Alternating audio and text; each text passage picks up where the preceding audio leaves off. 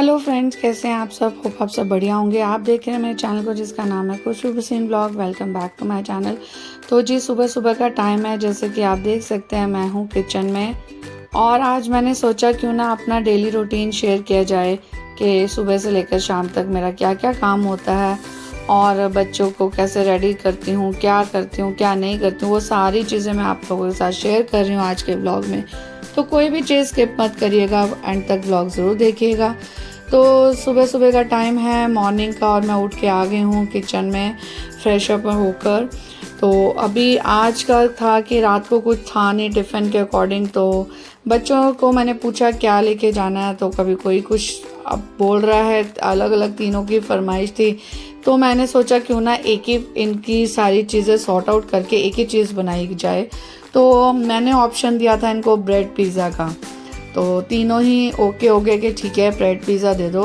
नहीं तो कोई मैक्रोनी बोल रहा था, कोई नमकीन सेमिया बोल रहा था, कोई पराठा बोल रहा था, कोई कुछ बोल रहा था। तो मुझे ऐसा लगता है कि यार इतना टाइम नहीं होता, सुबह एक ही टिफ़िन बन जाए बहुत होता है। बहुत सारे काम होते हैं सुबह सुबह इनको, क्योंकि 7:30 या 35 पर इनकी जो बस आ जाती है, और 5 मिनट पहले तो इनको नीचे उतरना ही होता है। और ये लोग हो रहे थे अपना रेडी तीनों। तो मैं इनका जो टिफ़िन बना रही थी, तो जो डिसाइड हुआ तीनों की मर्ज़ी से, सहमति से, वो हुआ है ब्रेड पिज़्ज़ा। तो बस उसी की तैयारी कर रही थी। अब उसके लिए मैंने क्या क्या सामान लिया तो मैं आपको बता देती हूँ।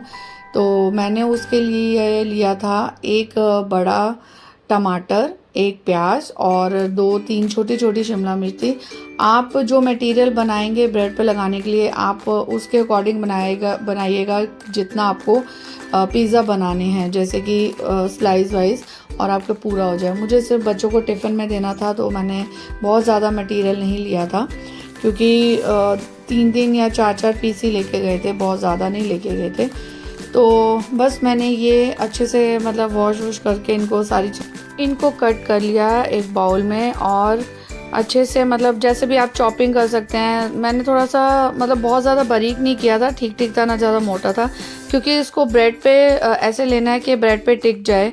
और उधर से मैं बोल रही थी कि बच्चों को थोड़ा जल्दी कर लो, टाइम ना हो गया हो या लेट ना हो जाओ, फटाफट से कर लो। तो ये देख सकते हैं जी, मैंने चॉपिंग कर ली है प्याज, टमाटर, शिमला मिर्च। आप चाहें तो इसमें एक हरी मिर्च भी डाल सकते हैं, अच्छा लगता है, बट मैं अभी बच्चों को टिफ़िन में दे रही थी तो इसलिए मैंने नहीं डाली, मैंने स्किप कर दी। अब मैं बाइंडिंग के लिए इसमें डाल रही हूँ सूजी, जो कि मैंने लिए है 4 से 5 बड़े चम्मच। आप सूजी भी मटेरियल के अकॉर्डिंग दे सकते हैं कि अच्छे से जो मटेरियल है बाइंड हो जाए। इतना अंदाज़ा आपको लग जाएगा गाइस, जब आप ये सारी चीज़ें प्याज, टमाटर, शिमला मिर्चों से जो भी मटेरियल बना रहे हैं ब्रेड पे लगाने के लिए, तो आपको इतना अंदाज़ा हो ही जाता है कि आपको बाइंडिंग के लिए कितना लगेगा, कितना नहीं। तो बस अब इसमें मैंने थोड़ा सा डाला है दूध, इसको मैं मिक्स कर लूँगी और एक अच्छा सा जो है बैटर तैयार कर लूँगी। बहुत ज़्यादा पतला भी नहीं होना चाहिए और बहुत ज़्यादा थिक भी नहीं होना चाहिए, इतना होना चाहिए कि आप उसको ईजिली ब्रेड पे स्प्रेड कर सकें। तो हल्का सा मैंने दूध और लिया है, और सूजी डाली है, तो सूजी थोड़ा सा फूलती है, टाइम लेती है। तो इतना टाइम तो नहीं था कि उसको रेस्ट पे छोड़ सकती थी, लेकिन हाँ ये था कि 2 मिनट उसको मैंने रख दिया था अलग से, ताकि जो दूध डाला है सूजी उसको अच्छे से अब्जॉर्ब कर ले।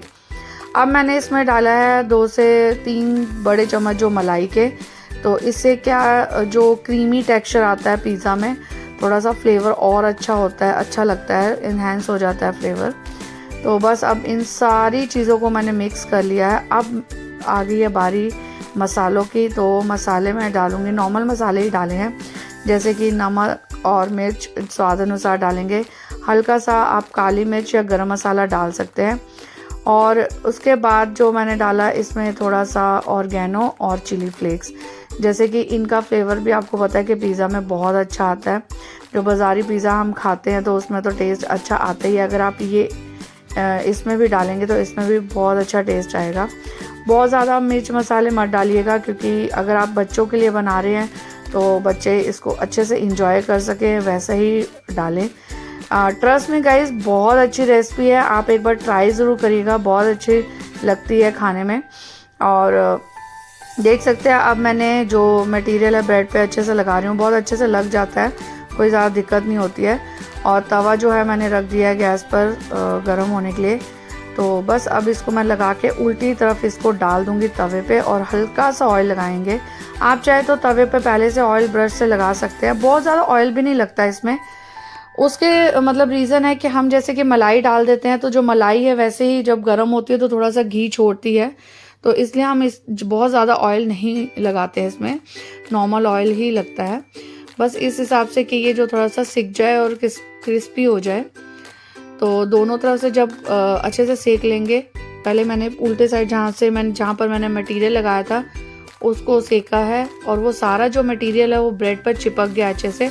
और उसके बाद फिर ब्रेड को पलट दिया, तो इससे क्या हुआ कि दोनों साइड जो है अच्छे से सिक गई है।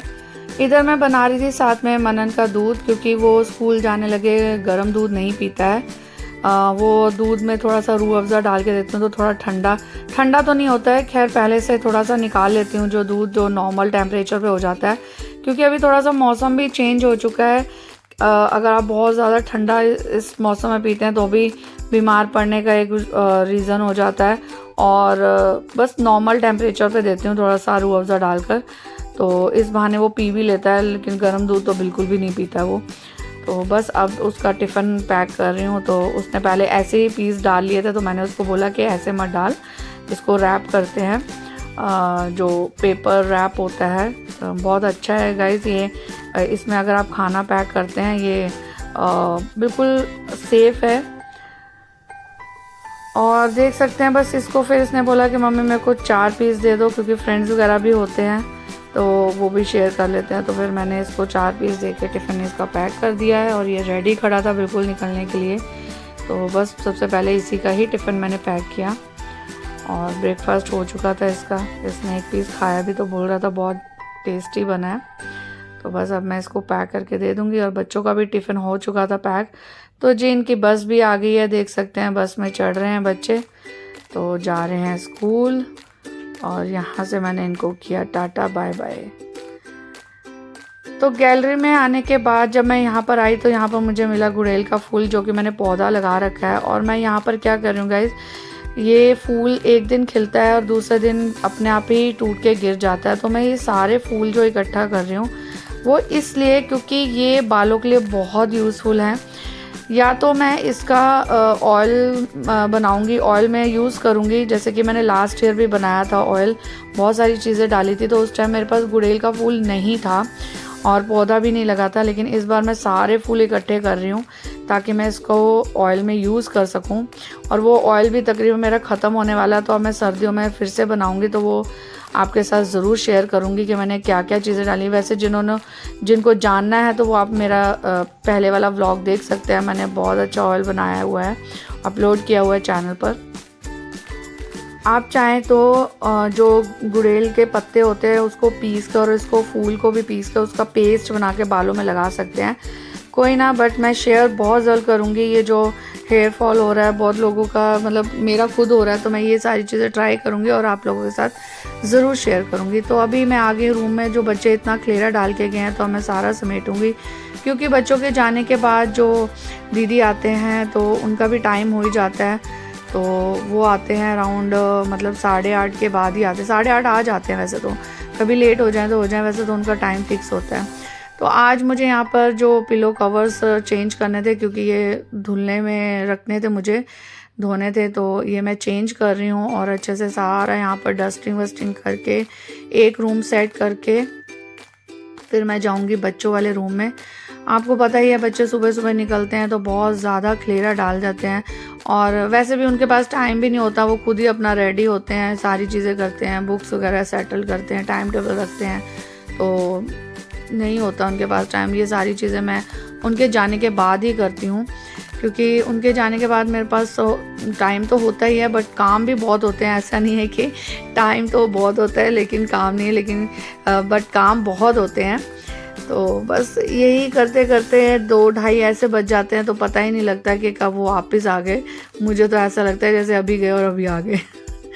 होता ही है ना गाइस, के काम ही नहीं ख़त्म होते हैं पूरा दिन और रेस्ट तो बिल्कुल नहीं मिलता है। तो जी यहाँ पर बस मैं करके गई दूसरे कमरे में। अब यहाँ पर भी बच्चों ने बहुत खलेरा डाल रखा था, जो कि मैंने पूरा शूट नहीं किया है, बस यही थोड़ा सा बेड सेट किया, उनकी बुक्स वगैरह सेटल करी, उनके सारे जो कपड़े धुलने में रखे मशीन पे रख के आई, और उसके बाद फिर मेरे को मशीन भी लगानी थी।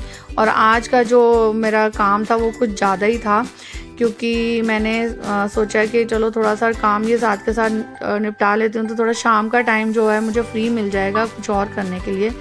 तो इसलिए बस मैं अब यहाँ के भी मुझे पिलो कवर्स चेंज करने थे, तो मैंने ये भी सारे चेंज कर दिए, काफ़ी टाइम से नहीं किए थे, तो इसलिए मैंने चेंज कर दिए यहाँ का भी सब कुछ।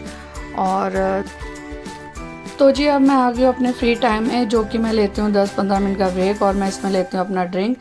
अगर आप लोगों ने ये लास्ट वाला व्लॉग नहीं देखा तो जाइए देखिए, उसमें मैंने ये बहुत अच्छा ड्रिंक बताया गाइस वेट लॉस के लिए, जिसमें कि मैंने इक्वल क्वांटिटी में ले लिया है धनिया साबुत वाला, जीरा, सौंफ, अजवाइन, और इसको एक शीशी में डाल कर रख लिया। अब मुझे जब ये बनाना होता है तो मैं 1 गिलास पानी में 1 चम्मच वो डाल के अच्छे से बॉयल कर लेती हूँ, और इतना कर लेती हूँ कि ये 1 कप रह जाए, जो मैं सिप सिप करके पीती हूँ चाय की तरह, एम्प्टी स्टमक लेती हूँ सुबह।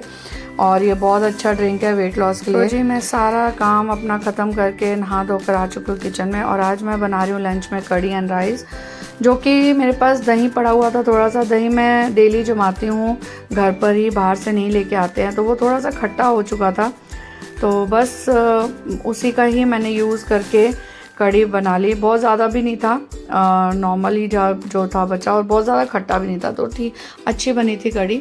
तो कढ़ी जैसे कि मैं बहुत बार व्लॉग में दिखा चुकी हूँ कि मैं जो बनाती हूँ जिस तरीके से बनाती हूँ नॉर्मली होता है। हम लोग मुझे तो स्पेशली पकोड़े वाली कढ़ी नहीं पसंद है, मुझे आलू वाली कढ़ी बहुत पसंद है, और बच्चे भी आलू वाली ही खुश होकर खा लेते हैं। पकोड़े वैसे तो आप अगर अलग से बनाते हैं तो मेरे बच्चे खा लेंगे, मतलब मैं बनाती हूँ तो लेकिन कढ़ी में कोई नहीं खाता है, और पकोड़े वाली कढ़ी जो बस वेजी को ही पसंद है, हम लोग आलू वाली ही पसंद करते हैं। तो ये झटपट बन जाती है। बस अब जैसे कि मैंने बेसन 2 कड़छी ले लिया, और जो दही पड़ी थी उसको पहले बेसन में अच्छे से मिक्स कर लिया दोनों चीज़ों को, और कढ़ाई देख सकते हैं मैं रख चुकी हूँ गैस पर। अब मैं ये सारी चीज़ें जो अच्छे से फेंट लूँगी दही और बेसन को, और इसको छान कर डालूँगी कढ़ाई में। उसमें उबलने के टाइम पे मैं सिर्फ नमक और हल्दी डाल देती हूँ, ताकि ये अच्छे से पकती रहे धीरे धीरे स्लो आंच पर। और इन बिटवीन मैं अपना जो तड़के का जो तैयारी रहती है वो कर लेती हूँ। तो बस अभी यही करूँगी, फटाफट से मैंने इसका घोल एक बना लिया है, और इसको मैं छान के डाल दूँगी कढ़ाई के अंदर।